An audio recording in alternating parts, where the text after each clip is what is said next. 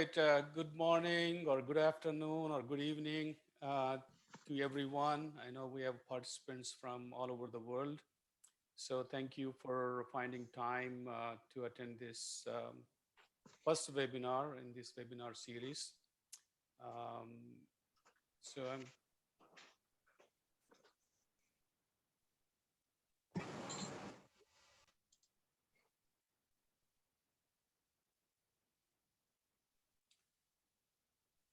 so this is a international webinar series, as I expected a lot of international participants.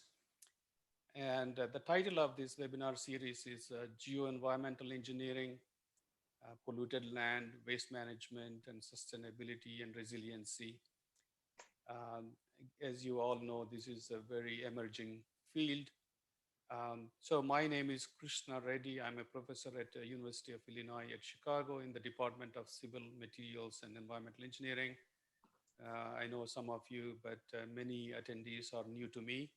So hopefully we get to know each other through this webinar series. So this is a weekly webinar series. So today is the first seminar, and we will continue to have these webinars on every Friday, same time. So just put it in your calendars. So every Friday around this time, if you are, in the morning, you may be having breakfast while watching this, and maybe having lunch in some countries. Some countries you may be having a happy hour. So mainly this webinar is aimed at encouraging and promoting research in geoenvironmental engineering, and these webinars will be extremely useful for research students, masters, MTech, PhD students, and also young faculty and young professionals who are in the fields of geotechnical engineering as well as environmental engineering. So I hope all these people will take full advantage of this webinar series. Um, so, there is a free registration link. You just wanted to keep track of, who are attending the webinars. So same web link is used for all the webinars that are going to be conducted. So the webinar schedule for January and February, I already distributed this. Today is, my inaugural webinar. And after today, we have, as I said, you don't need to know, when webinars are going to be. So if you join today, every Friday, make it as a routine. So we have, very good speakers and, diverse emerging geoenvironmental engineering topics. So every topic is going to be, quite different. So I want you to make, use of all these things. Don't say that you are interested in one particular topic and you're not interested in attending some seminars, but some webinars, just, attend all our webinars.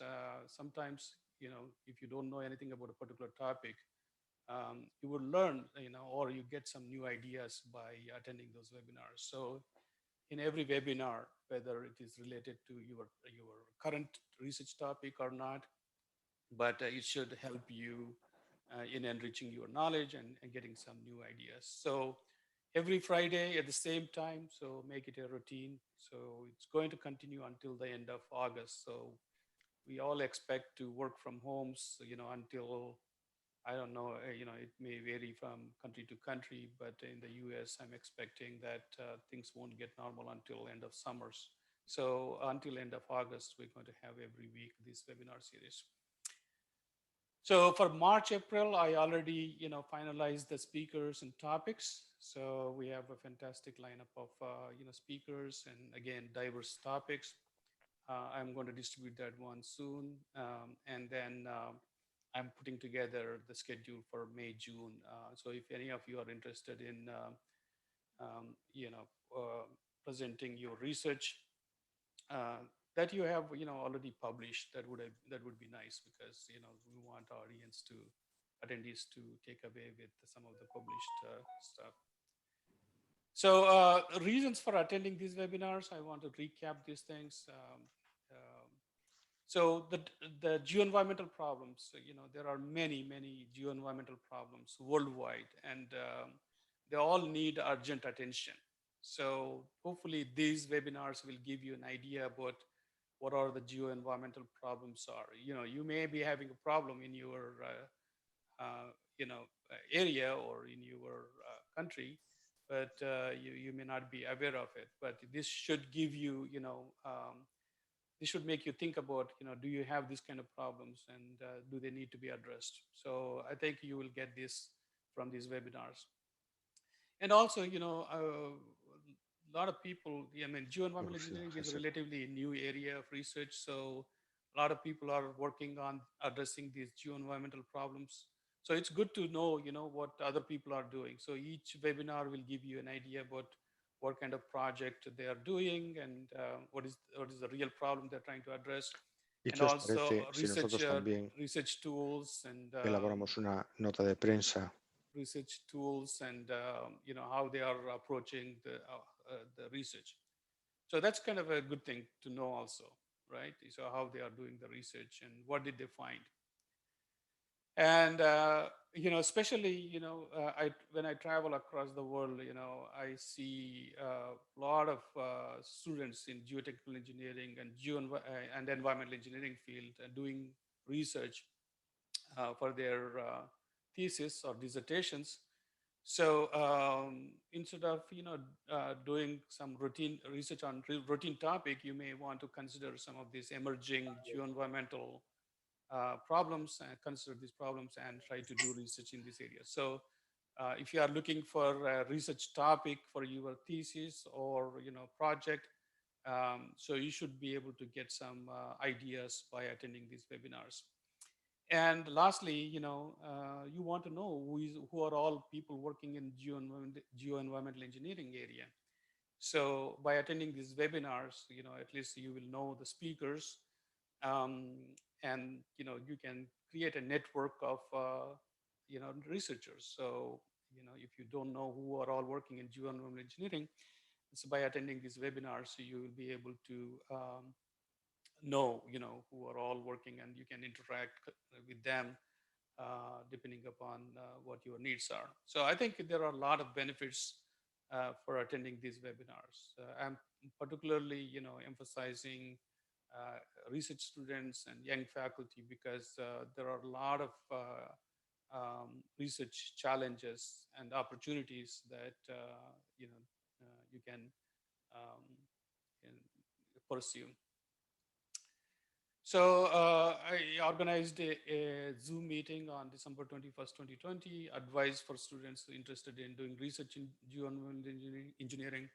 So it's a 2 hour long video. There are like several panelists who presented it.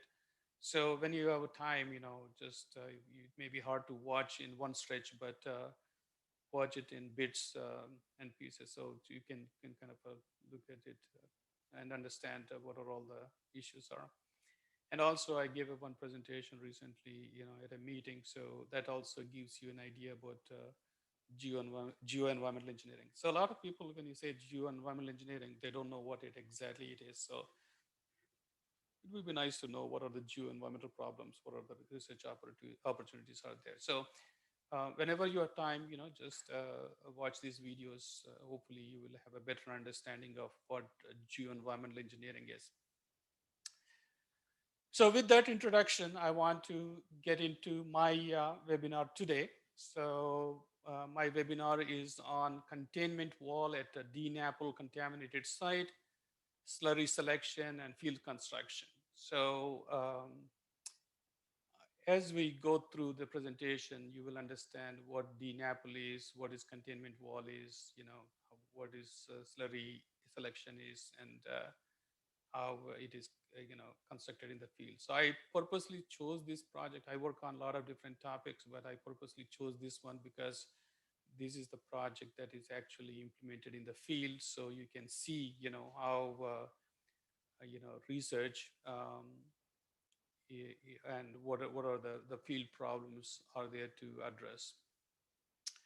So before I get into my presentation, I want to acknowledge industry collaborators. This project was actually initiated by the industry, and they came to me. So, want to thank these industry collaborators. And of course, in the universities, we cannot do anything without, support of our students. I want to thank my graduate and undergraduate research assistants who worked on this project. And I want to thank you all for attending this webinar. So I know there are so many webinars these days, and it is hard to prioritize and find time to attend the webinars. So hopefully, these webinars are worth it. So um, I just, for the benefit of everyone, please mute your mic and turn off your video. Um, and if you have a question, unmute it and talk. Uh, but I prefer, your active participation. So type in questions in the chat box during the presentation anytime, and I will answer at the end of my presentation. If the time does not permit, then I will answer them by email. So in my presentation today, what I'm going to do is to give you a brief background on contaminated sites. Contaminated sites is one of the major challenges in geoenvironmental engineering. Um, so talk about sources of contamination, remediation approach and methods. And then, the case study, the problem that I'm going to talk about is related to manufactured gas plant site. I'm going to give you some background about what is that, what are these manufactured gas plant sites are, and then the contamination, happened at that site. So I will talk about contamination and particularly talk about this case history of containment wall construction. So I will describe about, the site contamination, what is the purpose of containment wall, how different walls were evaluated, and, how the type of wall was selected, how the slurry was tested, and how it was constructed in the field. So, and conclusion. So this should be, not, this presentation is not like highly, you know, technically rigorous, but we can go into a lot of details if you're interested in. But I'm going to present the whole project, overview. So let's talk about contaminated sites. As I was telling you, contaminated sites exist all over the world. Every country. I mean, in the U.S., we take very serious, and we have been cleaning up a lot of contaminated sites. So what do you mean by contaminated sites? Or, you can call it contaminated land.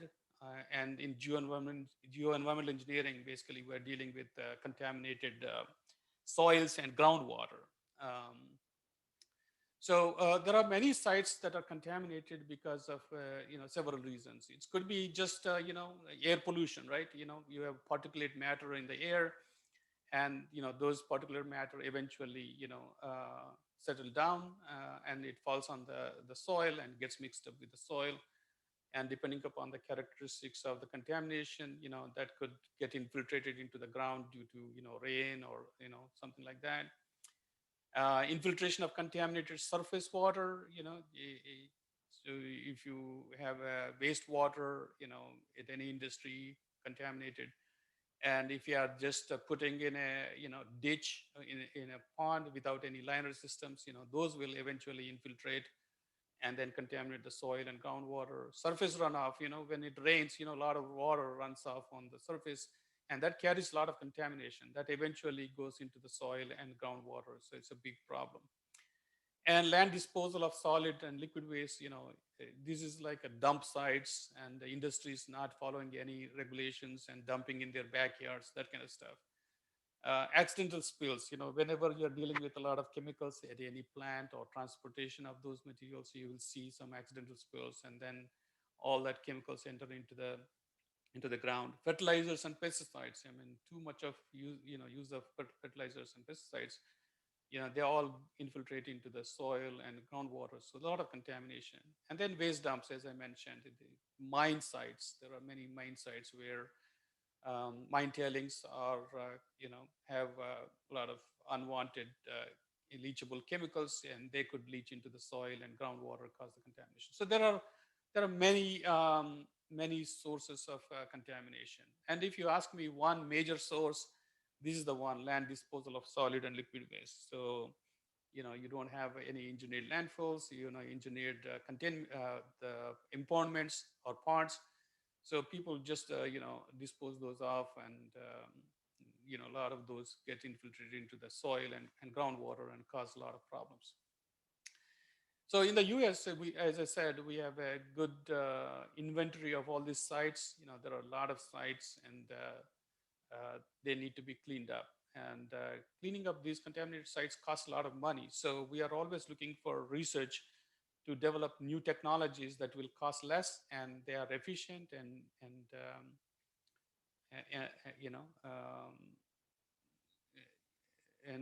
they can be implemented at different sites with challenging conditions. When you talk about contamination, so you need to keep this in mind. When we talk about contamination, we are talking about chemicals. These chemicals could be inorganic chemicals or organic chemicals. Sometimes it just could be pH. It could be excess nutrients. Excess biological contamination. So all these chemicals we use in industries and for other beneficial purposes. That's fine. But they are managed properly. As chemicals, but when they enter into the soil and groundwater where they should not exist, right? I mean, then you will have a lot of problems. You get exposure to humans and exposure to ecosystem, and that will cause a lot of toxic effects. A lot of cancer is attributed to exposure of these chemicals. So there are many ways that these chemicals that you have in the soil and groundwater could be exposed to humans, and also the surrounding ecosystem. And there are many ways that humans get exposed, and if you get exposed to these kind of chemicals, you're going to have a lot of problems. So the whole idea is to protect the public health and protect the environment by cleaning up the contaminated sites. So if you have a contaminated site, how do you go about it? There is a logical procedure that needs to be followed. This is called risk-based remediation approach. This is what we use in the US, and many countries have adopted this one. So you basically do the site characterization and find out what kind of contamination that you have, what is the soil conditions, groundwater conditions, and then you do the risk assessment. With the contamination, how it's going to be spread, how the humans are going to be exposed, what is the risk associated with that. And then you have to look at the remediation technologies, and how do we remove the contamination or degrade the contamination or stabilize the contamination. So this is where a lot of research is needed to develop the technologies. And geoenvironmental engineering plays a lot of role, because we are dealing with soil and groundwater, and the geo professionals have a better understanding of types of soils, groundwater, and all those things. So it's a combination of the knowledge that you already have on soils and groundwater with some chemistry and biology that is needed. So there are a lot of research opportunities in developing or assessing the remediation technologies.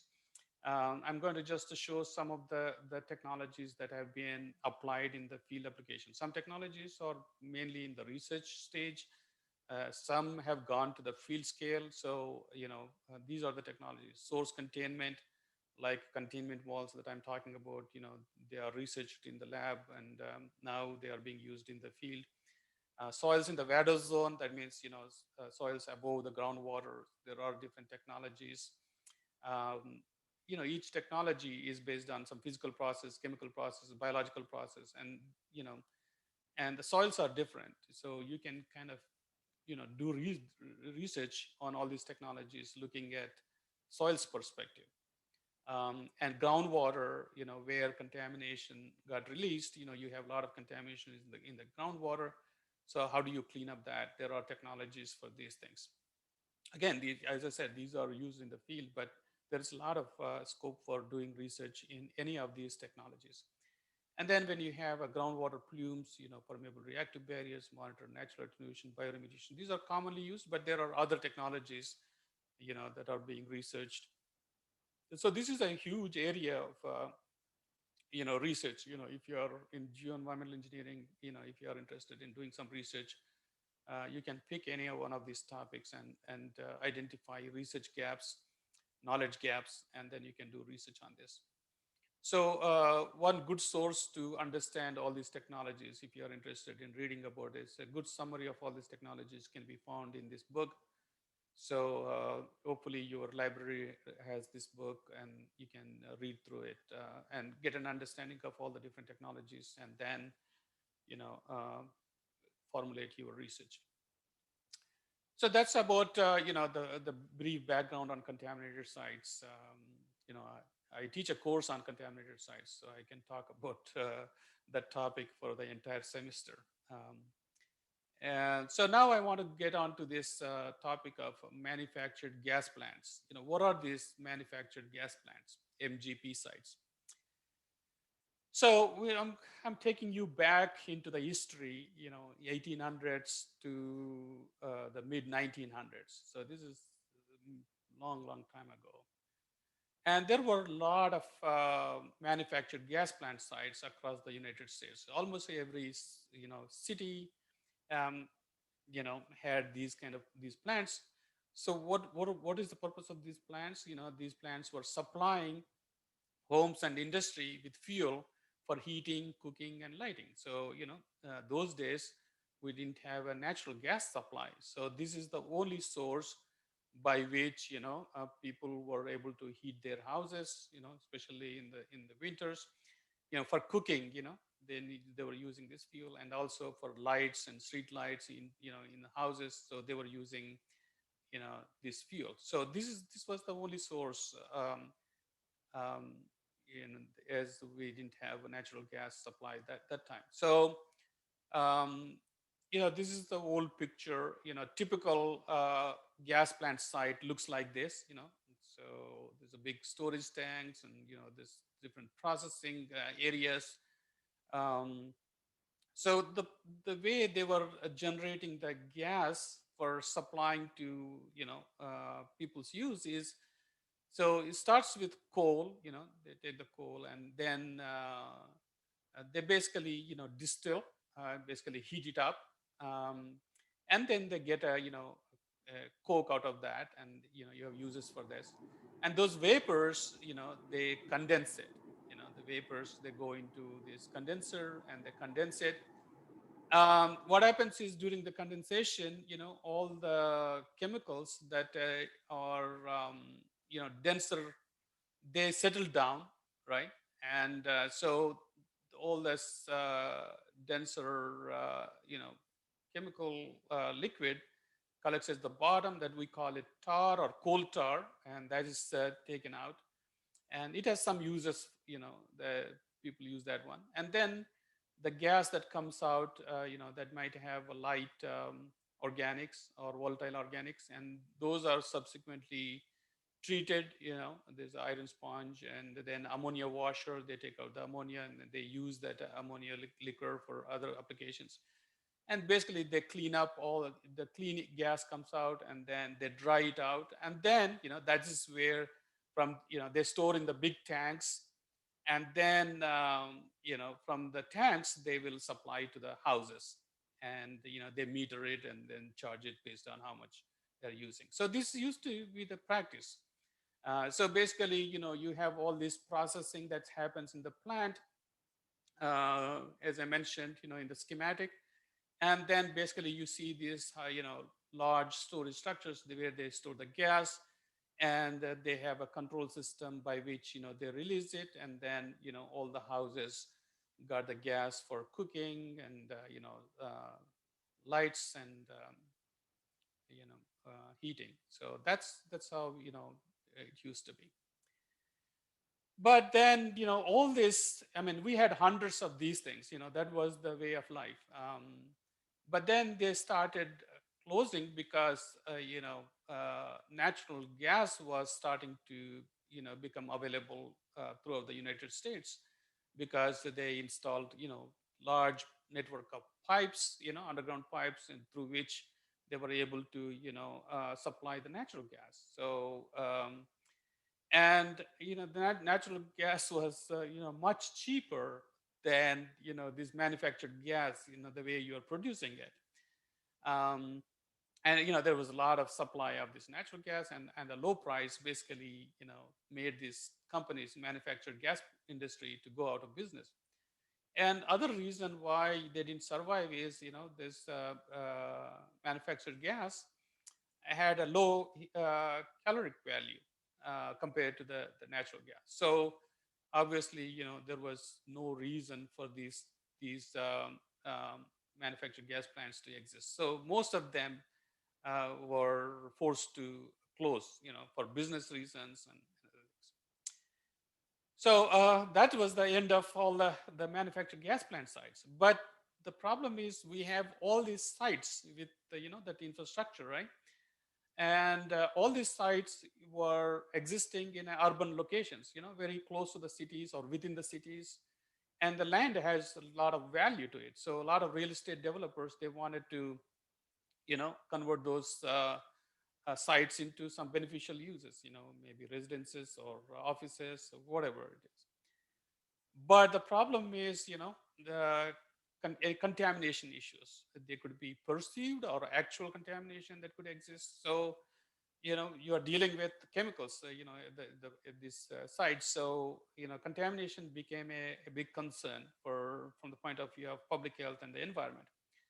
And also, we have environmental laws and regulations in the US that required, contamination assessment and remediation before using these sites for any beneficial use. So, if somebody wants to convert these properties, into some beneficial use, they want to build some high-rise building at that location. So they first have to assess the contamination, and if there's a contamination, they need to clean up, and then only they can build something on the top of it. So as a result, a lot of these sites started to undergo evaluation of any contamination. So out of all the operations that you see, the most problematic contamination issue is the tar that comes out. So the tar comes out, they store it and they use it. But the problem is, it contributed to a major contamination at the sites. So what is coal tar? If you really want to look at it physically, this is how it looks like. It's a highly viscous, oily type thing. So this is coal tar. This is how it looks. I mean, you can see here on the left side, I'm showing, it's stored in some containers. On the right side, I'm showing you, sample of it, how viscous it is, right? So this is called the dense non-aqueous phase liquid, because all the constituents, in general, this liquid is, the density is higher than water.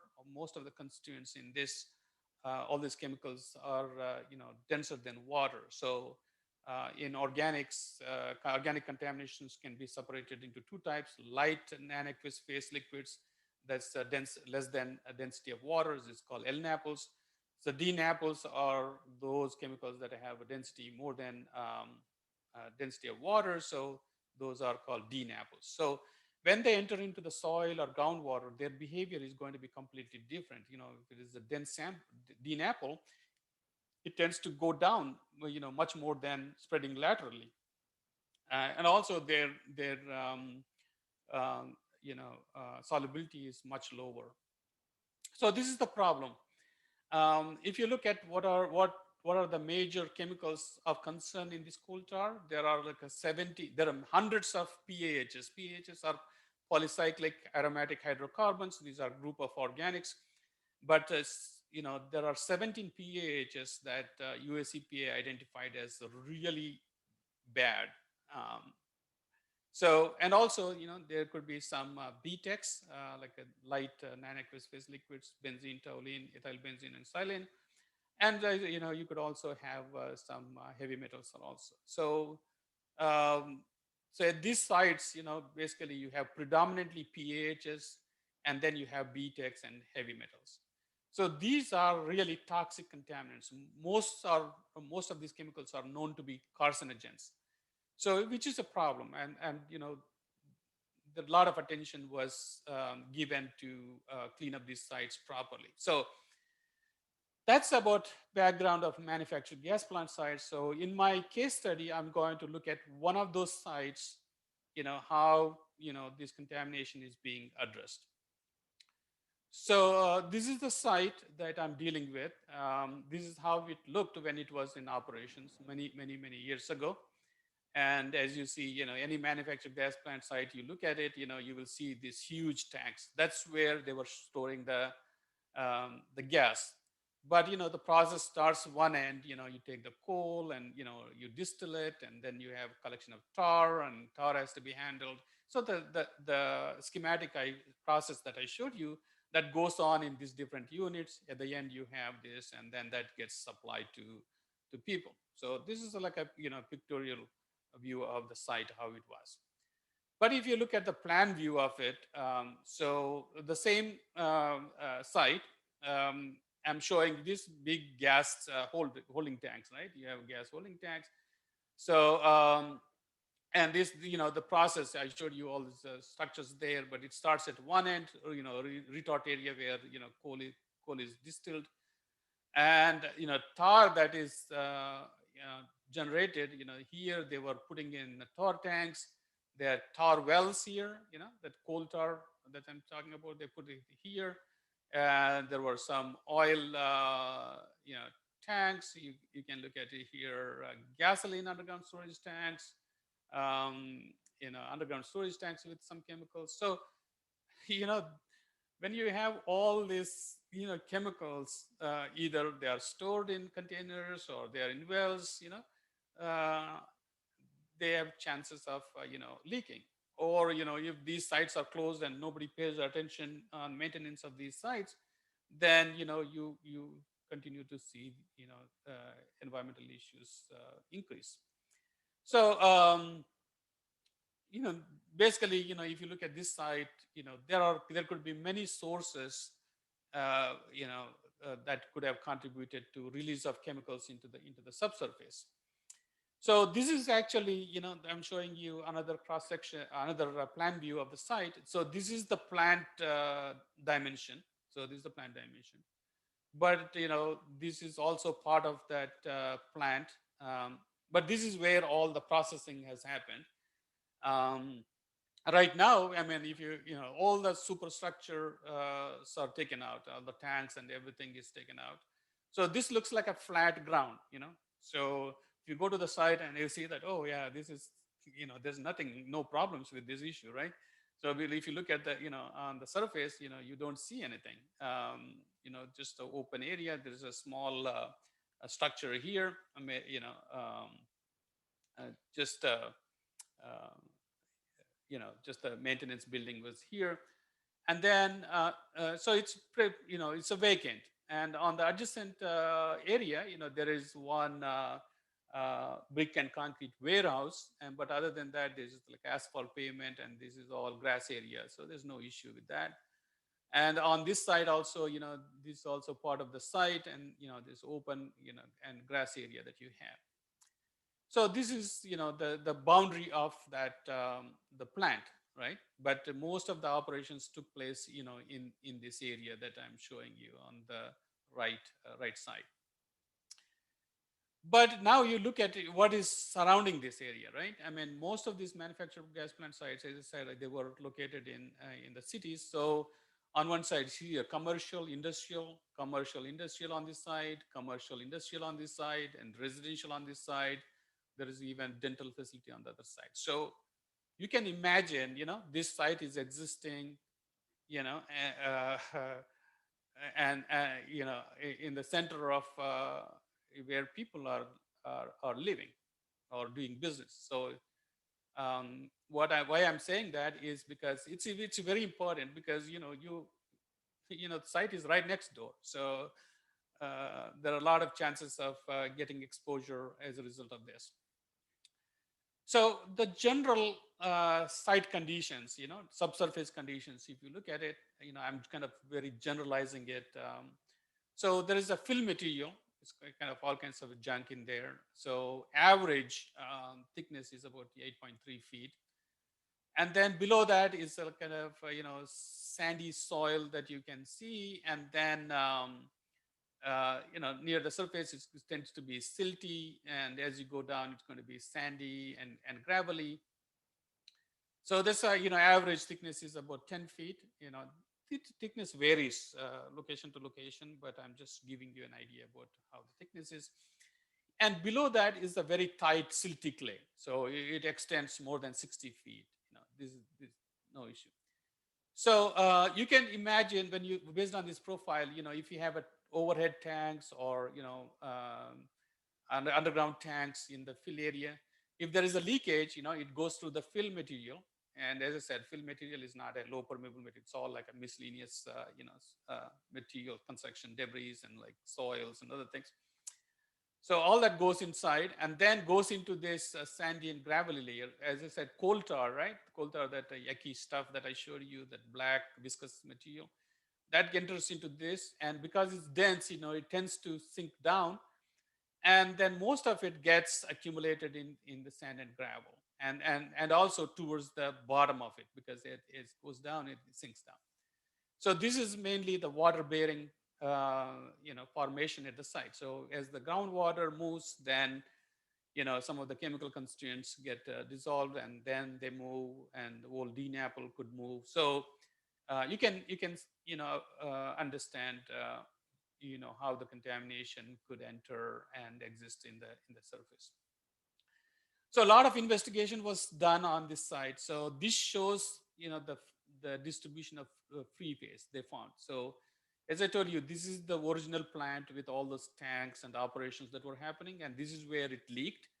So this shaded area that you see in blue, that's the extent of coal tar plume. So it released into the ground. I don't know exactly from where the original source was. There could be multiple sources. So the entire plant area below that, in that sand layer, there was a free phase. Free phase means like actually that real viscous liquid that was found. And then, perhaps due to groundwater movement, it started extending, beyond this plant area. And then, there could be, if you don't do any remediation, this could, keep on, expanding depending upon how the subsurface processes happen. So if you want to redevelop this site for something else, even otherwise, environmental regulations require you to address this contamination. There's so much of contamination, and all this contamination is very toxic.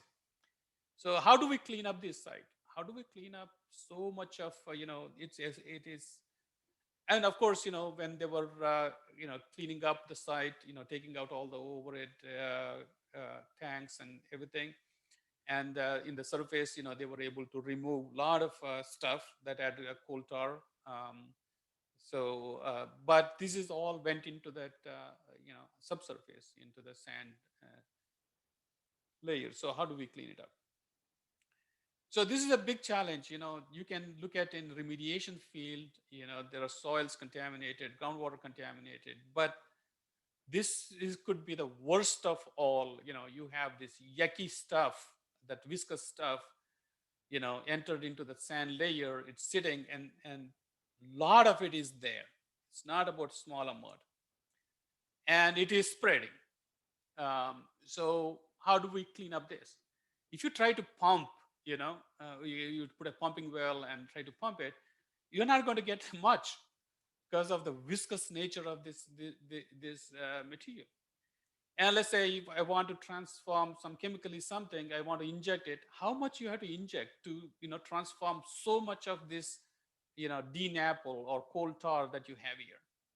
So it's a really a challenging problem to address. So um, of course, this is the plant site and this is off-site. Then this needs to be cleaned up right away. But most of the coal tar is in this area. So the remediation plan included first, okay, if we we need time to remediate this, right? I mean, we need to think about what kind of a technology we're going to use it and how we're going to implement it, how long it's going to take. But meanwhile, you know that there's a lot of source here, and that's going to migrate. migrate. So as it migrates, I mean, you want to do the remediation, but the problem is expanding. And, if you're taking more time for thinking about what to do, this contamination problem is becoming more and more and more. So um, the idea was to, okay, why don't we put a containment wall, right, around this, original site area where you have a lot of this contamination is, right?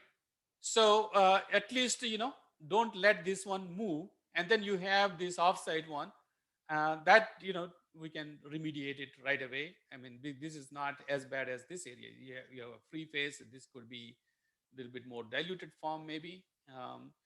So the idea is, why don't we put a containment wall here and make sure that source DNAPL that you have, coal tar that you have, that is contained and not allowed to spread.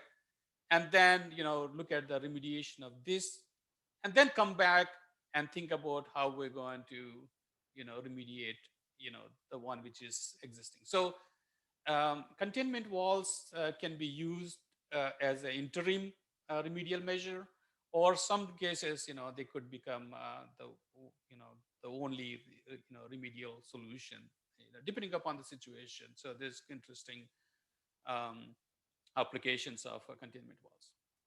So this is the aspect that I'm going to present, only the containment wall issues. I'm not going to talk about, remediation options to, address that existing contamination. So the idea is, I'm just showing you this part, okay? So the entire site is there, but I'm going to show you only the footprint of the original plant.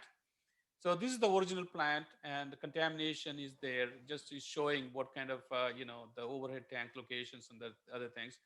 So the idea is to construct this containment wall all around the site, so that, the coal tar that you have in the in the ground, that is contained properly. So that shows the location.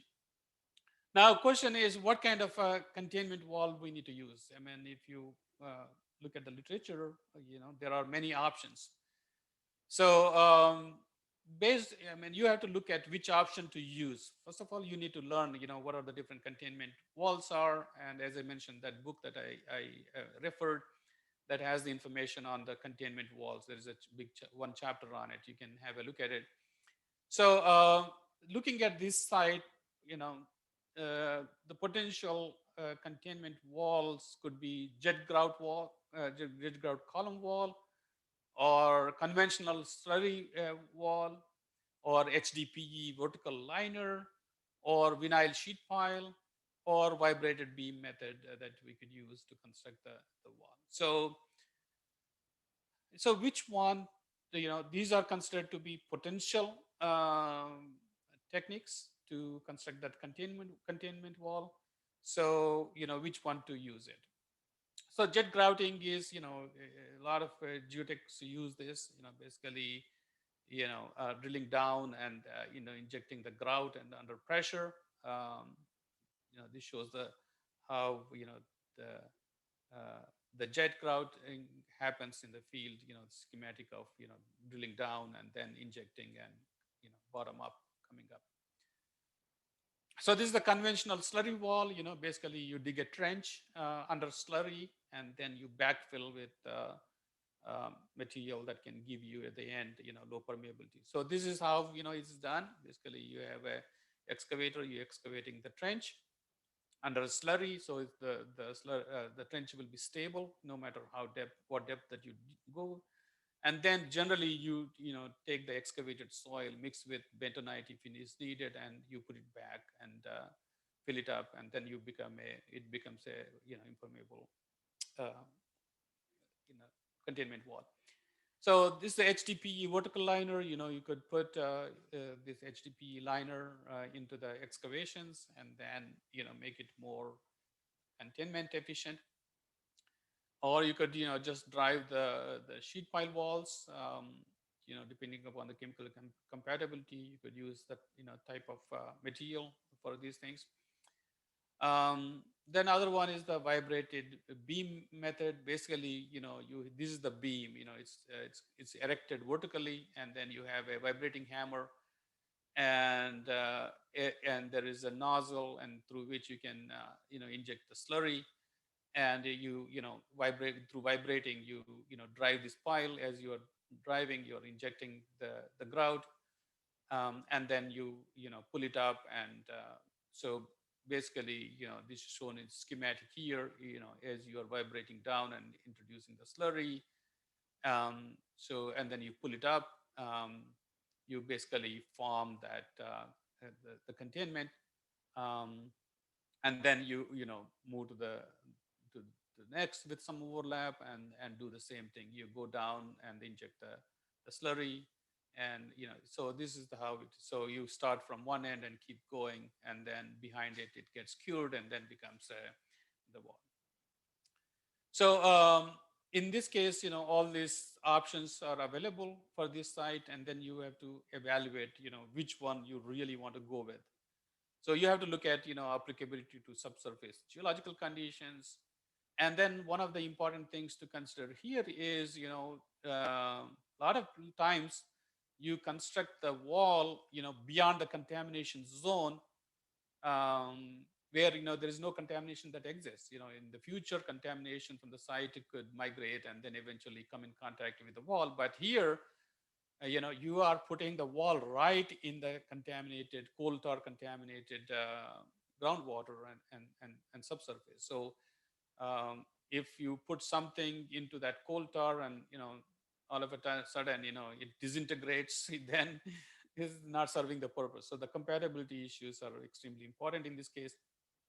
And the other thing is, if I use the conventional slurry wall system, you're excavating a lot of soil out, right? So if you are excavating a lot of soil out, then all that excavated soil becomes a hazardous waste, and that needs to be sent to hazardous waste landfill, and that's going to cost a lot of money.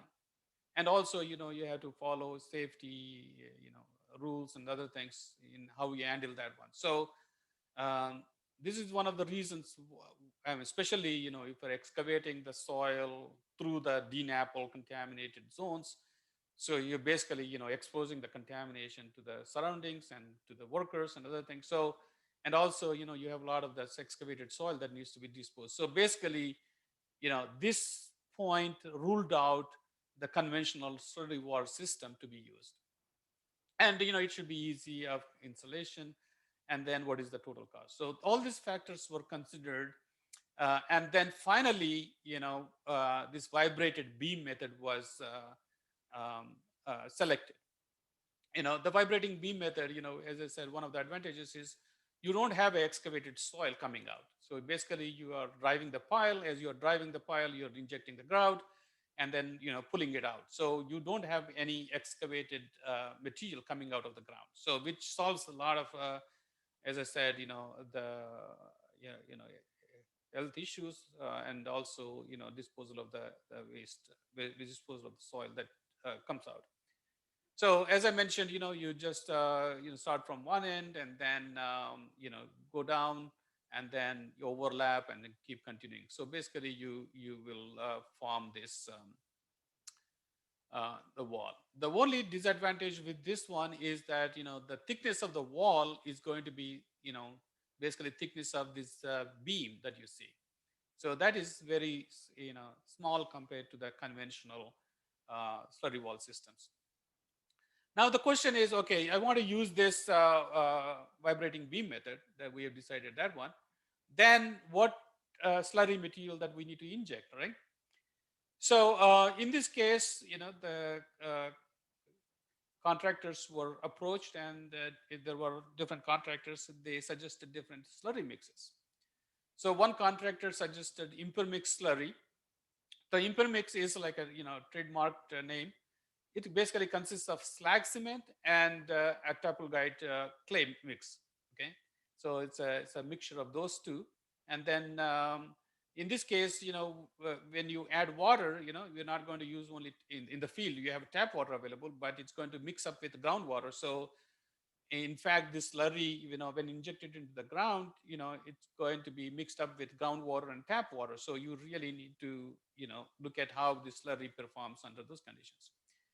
Then other contractors suggested sodium bentonite with low cement slurry. These are the proportions that were given by the contractors. And sodium bentonite with high cement slurry. So this is another option. And then calcium bentonite cement and cement slurry. So in this, in this one of the mixes that you have here, there is one SS1, basically a stabilizing agent. Contractor would not tell what it is. But this is the proportion.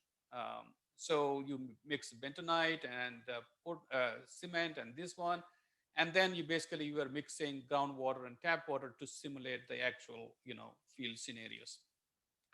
So these four the slurry materials were proposed, and then um, we did the testing. I mean, this Impermix is kind of very interesting. I'm going to reveal the outcome. So these three slurries didn't work. This Impermix is the only one that worked, and found suitable. And so I went to the site when this was being installed. So this is the guy who developed this Impermix mix, and he patented this. So he, every time you have a project, every time you buy the material, he's making money. So he's Andy Jazdanian. He was the industry collaborator. Also, he was a PhD graduate from UIC, and this is me long time ago. So what we did is, to evaluate this, the slurry materials, right? So we needed to prepare the slurries and then, see if they work or not. So all this work was done in my lab. So you have a Impermex, and then you have Portland cement, you had the calcium bentonite, you have tap water, groundwater, and we mixed all those things in proportions. And then, and this is that groundwater that we got from the field. It's not from the really the contaminated source area, but surrounding area, which is relatively clean. And we created mixes. This table is hard to see it, but I posted the paper that you can look at it in detail. So we created these different samples, right?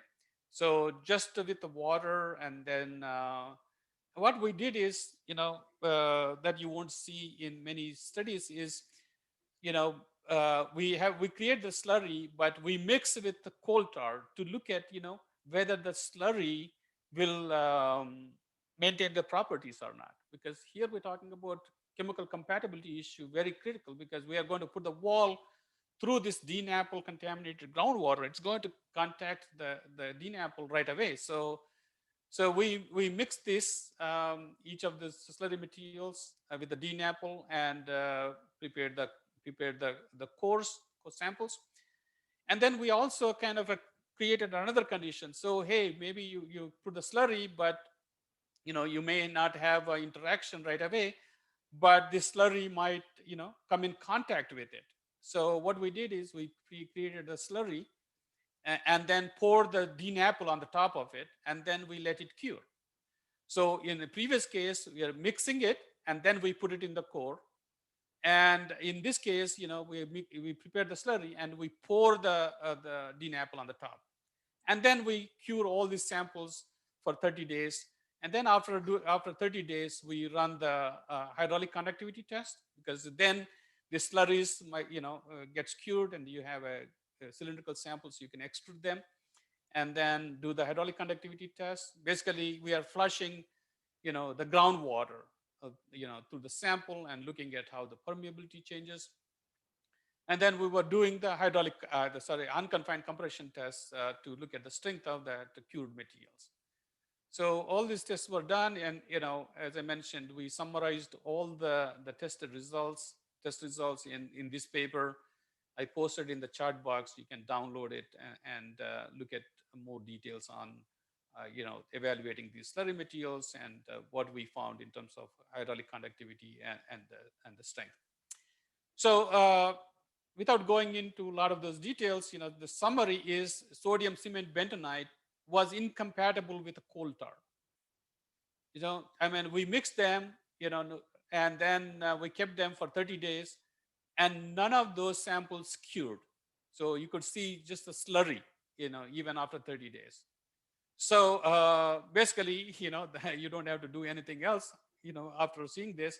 So this sodium cement bentonite mix was not appropriate to use. The calcium cement bentonite, the cured fine. There was no, coal tar penetration into the matrix when we put it on the top. It has high unconfined compressive strength, low hydraulic conductivity. It was good, but the problem is, the consistency and the problems with the mixing was found to be very difficult in field scenarios. On the other hand, all the samples that are made with the Impermex, they, I mean, coal tar could not penetrate into these materials. It had high unconfined compressive strength, low hydraulic conductivity, and they are easy to mix, easy to apply in the field. So at the end, we basically, recommended use of this Impermex. So this is a sample you can see. The sample is surrounded by this coal tar, but coal tar could not enter into that one. So you can just see the surface coating of it. And which it has high unconfined compressive strength. Basically, it has a high shear strength and high, very low hydraulic conductivity. I mean, we could not really measure it because there was no flow of water through the sample. So it's less than 10 to the power of minus 10 centimeter per second. So then once we recommended that Impermex, I'm telling you that this is a very interesting field to work with. How do you develop these slurry materials that are compatible with site contamination, and that will give you low hydraulic conductivity and reasonable desired shear strength. So this is a very nice research area to work on. So look at what available materials are there to use as a slurry, and what are your slurry requirements are, and what is the site contamination that you're dealing with. This could be a nice PhD thesis or master's thesis, whatever you want to work on. But you identify, what is the real problem that you have, and tailor your research. Evaluation of the slurries or slurry materials or containment materials is a very interesting field to work with. So then we went to the field. So this is the crane that we use. It comes with here to erect the pile, and this is the vibrating hammer. And when you erect it, you need 90 feet of clearance. This one, so this is very high. So you really, erect the pile, and then you use the vibrating hammer that you have. So exactly the alignment where you want to put your containment wall. It's cleared up, roughly about 12 feet clearance. So that this area here, so that you can work. Um, but I think you just like a 2 feet of a little bit of excavation here, and going down 2 feet, so that you can see all these old foundations.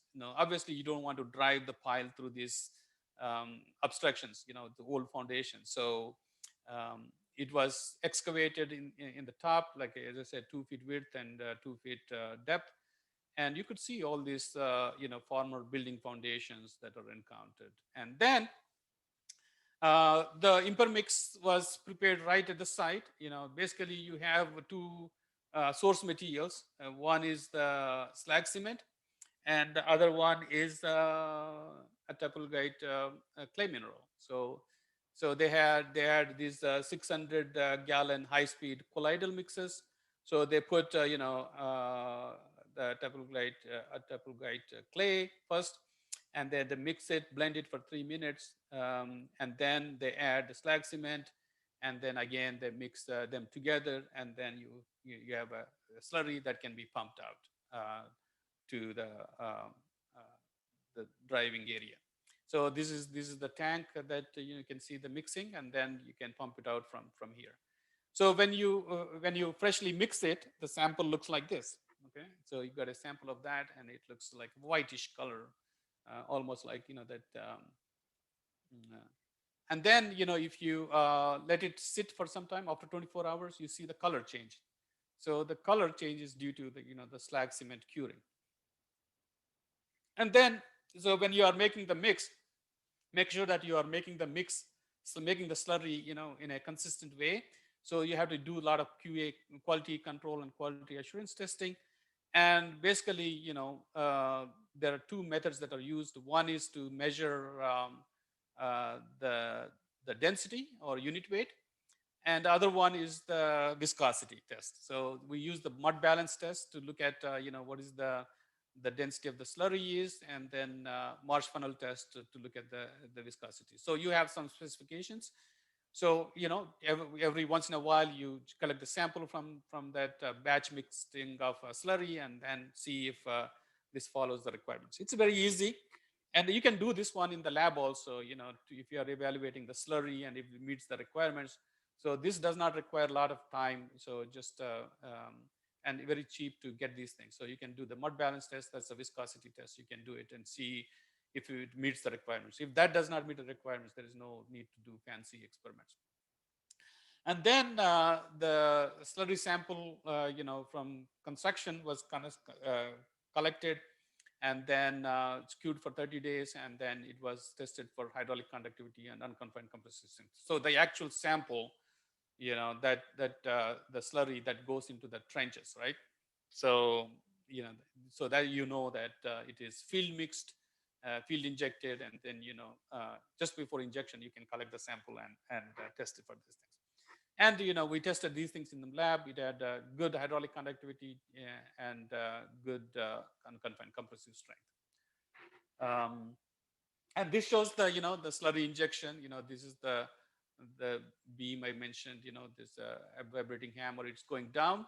So here are the nozzles at the end. You push it in there, and as you are driving, you apply the pressure. So in this site, we were using about 25 psi pressure, and then you keep injecting the grout, and as soon as you hit that impermeable clay layer, at the bottom, as I mentioned, so you start seeing the pressure built up. You're going to the sand, you don't see much of pressure built up.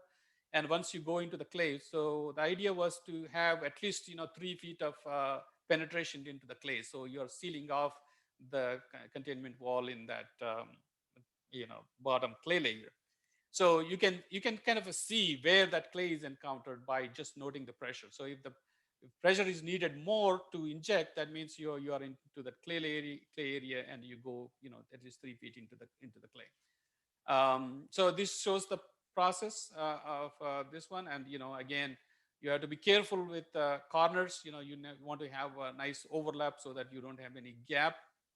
So you have to have a continuous wall around. If you have gaps, then it's as good as not using it, because the contamination is going to go through that thing. And then after constructing the wall, this after a few days, if you open it up and look at it, this is how it looks. So it's like as I told you, it's a thin wall, but it looks in a very good shape. And this is about 5 inches or 6 inches compared to the conventional wall, maybe 2 feet or wide. So you see, it's nicely cured, and as we found in the lab, and there was no issues uh, with the compatibility. And then you basically, I told you that you had a 2 feet by 2 feet excavation. So once that wall is done, and then you put the compacted soil there, and then restore the site to the original conditions. So if you go to the site, you don't see anything, but there is an underground containment wall system. So this is how it, the fill material and the silty sand, sand and gravel. This is the actual profile. They went to the site and then drilled the boreholes and adjacent to the wall, and the actual profile, and what is the depth of the wall at those locations. So this is the profile that was found, and then this is the depth of the wall that went. So it's nicely keyed into the clay. Um, so then nothing can migrate to the bottom of it. So the conclusions for this one, it's a very successful project of completing the containment wall. So the total about 1,600 feet length, and it average about 22 feet, And the average thickness of the wall is about 4 inches. I showed you 5 to 6 inches, but just considering, all entire wall length, so about 4 inches, we could confidently say. Um, and completing this wall is not that difficult. It was completed within 3 weeks, and the entire project was completed, under 400,000 budget, and um, under budget, and 2 months ahead of the schedule. So with this containment wall, basically you are containing the free phase coal tar that is present at the source site, and that gives you time. This gives you time to address remediation of the offsite contamination. So because it's not spreading now, you know that the source zone contamination is contained, so you can go and have a handle on offsite contamination and clean that site, and then address what you want to do within the source. So at least you are buying the time, and you're not spreading the problem more than what it is. So that's the best use of these containment walls. And this project won a lot of awards. Um, so just I want to end the presentation with telling you this geoenvironmental engineering is a very fascinating field. In this field, I'm talking about just contaminated sites, but there are a lot of issues of non-hazardous, hazardous waste management, like dumps and that we need to address, and all kinds of other ways, mine sites, and coal combustion residue sites, and mitigation of contaminated sites. There are many problems that geoenvironmental problems I consider. And then we need to look at enhancing environmental sustainability and resiliency, all the recycling, any research that you do on recycled materials for reuse, this is all towards the sustainability. But also a lot of people do only the mechanical characterization, but we need to do the environmental characterization also. Are there any environmental issues associated with those materials? So geoenvironmental engineering is, if you are in a geotechnical engineering, all the things that you learn in geotechnical engineering come to use. And also, if you are an environmental engineer, all the things that you learned with water, air, they come to use. But if you are geoenvironmental engineer, you need to have this additional environmental or other backgrounds that I mentioned. It's a geoenvironmental engineering is truly interdisciplinary field. So as a student, you could take courses in environmental, courses in other fields, that can give you the additional background that you need. So I would say, the geoenvironmental engineering is very essential when you're dealing with the land, soil, and groundwater. In terms of environmental protection and sustainability, this is very important. And there are many opportunities. This, as I said, this field is kind of new, and anything that you do, that can be used, it can be used immediately in the field, and you have a satisfaction of really solving a problem, and protecting the public, and protecting the environment and the planet. So you have that additional satisfaction of doing something to humanities and the planet. So with that one, I want to end my presentation, but I want to remind you that next Friday we're going to have presentation. You have this schedule already with you, so same time, same schedule, and I want to thank you all for attending this presentation. And this is my contact information. If you have any questions, you can contact me, and I will stop my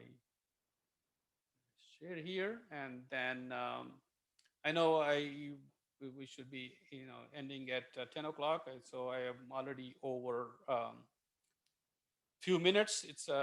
I'm already exceeded, like it's already 5 minutes or 10 minutes. So anybody who wants to leave because of other commitments, please go ahead. And then I will stay for a few more minutes and answer any questions that are posed in the chat box. Um, Otherwise, if you have questions later on, please feel free to send me an email. I can answer through email. So just make sure that um, your questions are answered either way. So thank you very much. And let me see, Jyoti, Yeah, there are a lot of questions in the chat box. Okay. So some of the questions are like, how can we calculate the area of the containment? And how do you decide the depth of the slurry wall? So that, should I answer that question first? Yeah. So in our site, we know the source area, right?